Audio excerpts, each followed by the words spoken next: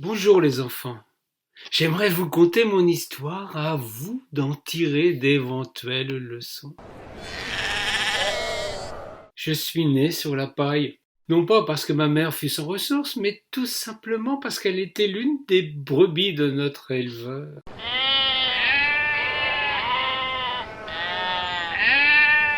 Mon père, quant à lui, ne se souciait guère de ce rejeton de plus. En bon bélier qu'il était, il pratiquait une polygamie forcenée. Quand ma mère me vit, ce fut pour elle un terrible choc, sans que je n'en sache rien alors. Elle dut repousser le désir de ne pas tendre ses mamelles. Elle avait un pressentiment, une sorte de réticence. Heureusement, l'instinct maternel reprit vite le dessus sur les réflexions que lui firent ses commères qui assistèrent à sa mise bas. Chez les caprins, les naissances se passent fort bien du vétérinaire. Je n'ai pas eu immédiatement conscience de ma différence. Je buvais avidement son lait. Ma mère était alors mon unique repère. C'est quand j'ai commencé à quitter le giron maternel que me vinrent les premières blessures de mes congénères, les agneaux de l'année. Je me retrouvais mis à l'écart de leur joyeuse cavalcade. Ils me repoussaient, me tournaient systématiquement le dos sans que je comprenne pourquoi. La solitude ne me pesa pas. Je me mis à observer différemment le troupeau, les relations qui s'établissaient avec notre berger. Un brave homme, certes, mais qui avait de terribles intentions à notre endroit. J'avais remarqué que ce n'était pas que par bonté d'âme qu'il nous nourrissait et nous soignait. Oh non, quand j'ai compris le prix que nous devions payer pour ses services, j'en eus des frissons dans le dos. Il est vrai qu'il venait de me tondre. J'eus beau tenter d'expliquer à mes frères et à mes sœurs ce que j'avais compris du sort qui nous était promis, ils me rirent au museau, me mirent au banc du troupeau. Une fois encore, je ne comprenais pas ce qui me valait ce traitement, cette malveillance même à mon égard.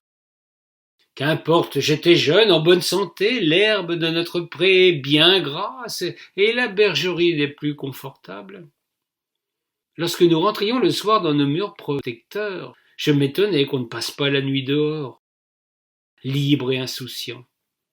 Je découvris que le berger souhaitait ainsi nous réunir pour nous raconter des histoires à dormir debout. Il se mettait au centre du troupeau, son chien se couchait à ses pieds. Il réclamait le silence, puis se lançait dans des exploits extraordinaires. Elle commençait toujours de manière fort agréable. Le décor était champêtre, les moutons vivaient heureux, entourés qu'ils étaient de l'affection d'humains bienveillants. Dans le troupeau, il y avait toujours un plus intrépide, un moins discipliné que les autres, qui s'égarait, allait se perdre dans la montagne ou bien au plus profond de la forêt. Puis le récit devenait plus sombre, le chien se levait, dressait ses poils, montrait des crocs, tandis que son maître décrivait le loup, puis le combat désespéré que livrait l'agneau perdu. Quand le pauvre agneau finissait par succomber aux attaques de la bête féroce, le chien choisissait l'un de nous pour le mordre cruellement à la patte. Progressivement dans le troupeau, la peur du loup gagna tous les esprits crédules. J'étais le seul à ne pas donner crédit à ces sornettes. C'est sans doute pourquoi, à plusieurs reprises, c'est moi que le chien choisissait pour illustrer la chute de son histoire. Je percevais d'ailleurs dans le troupeau des ricanements, des airs entendus de satisfaction. C'était à croire que je fusse le bouc émissaire qui convenait à tout le monde.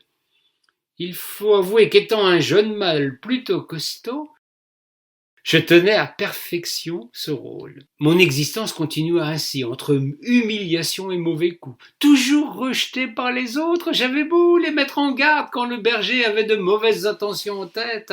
Personne ne m'écoutait. Je prenais la tangente. J'avais appris à ne plus craindre son chien et encore moins ses histoires de loup. Quand il effrayait tous mes semblables en leur faisant croire qu'un monstre sortait du bois afin que la bande apeurée se précipite à la bergerie, je les laissais filer pour aller se faire tondre ou pour une sélection à destination de l'abattoir, et je passais la nuit dehors. Le berger avait renoncé à me faire entendre raison. Je pense aussi qu'il voyait en moi une tête de cochon, certes, mais les promesses d'un reproducteur d'exception. Il avait évalué les avantages et les inconvénients de mon comportement. Son intérêt penchait vers la nécessité de me laisser librement aller afin que je remplace le vieux bélier fatigué de trop de saillies. La suite lui prouva qu'il avait tort. Lorsque j'atteignis l'âge de remplir le service qu'il attendait de moi, l'appel de la nature me donnant une vigueur que je ne soupçonnais pas, je sentis en moi des picotements intimes. Je m'approchai d'une brebis qui avait tout pour séduire un jeune bélier. Elle était belle, souple, bien élevée, propre et si douce que j'en étais secrètement amoureux depuis longtemps. Hélas, à mon approche, elle se sauva. Il en fut de même pour toutes les autres. Aucune, y compris celles que le bélier avait régulièrement délaissées, n'acceptèrent que je remplisse ma mission. J'étais humilié sans véritablement comprendre les motifs de ce rejet systématique. Je ne voyais plus d'issue à ma triste situation. Le berger, de son côté, n'avait pas tardé à remarquer le manège. Il voulait m'éliminer, réparer son erreur en donnant la place à un jeune bélier issu d'un troupeau voisin quand survint un incident qui bouleversa notre existence. Une brebis fut d'abord prise de démangeaison. Son comportement se fit ensuite plus étrange. Elle devenait folle, la pauvresse, sans que personne ne puisse calmer ses souffrances. Le berger était horrifié. Il avait compris le drame qui touchait son troupeau. La pauvre bête avait la terrible tremblade, et le malheureux éleveur savait ce qui allait advenir. 2 jours plus tard, des camions arrivèrent tout près de la bergerie. Des hommes masqués, gantés et vêtus de combinaisons blanches sortirent des véhicules. J'avais compris. Le berger, flanqué de son chien comme toujours, un bâton en main, se plaça au bout du champ. Je le vis de près, il avait des larmes aux yeux. C'est d'une voix étranglée qu'il cria « Au loup, au loup !» tandis que son fidèle compagnon aboyait comme un demeuré en direction du bois voisin.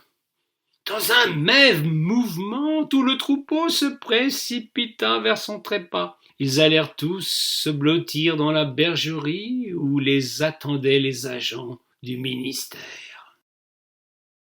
Je fus le seul à comprendre la manœuvre, à saisir ce qui se tramait. Je connaissais une faille dans l'enclos sans que personne ne me vît. Je me sauvai loin de ce pré. Comme personne n'accordait jamais attention à ce que je faisais, ce fut un jeu d'enfant que d'échapper au massacre qui allait suivre. Tous mes anciens compagnons furent électrocutés, un à un, jetés dans une grande fosse, puis couverts de chaux vives. Dans la ferme se fit un terrible silence de mort.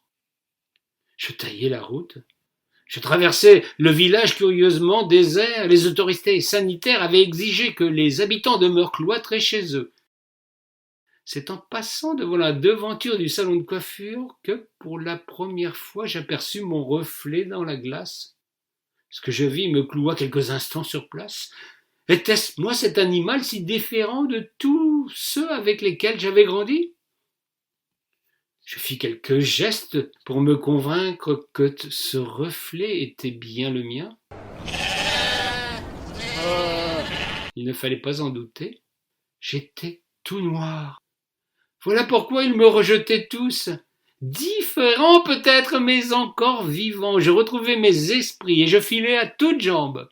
Je m'enfonçai dans la montagne pour m'y cacher définitivement. Je n'avais rien à craindre.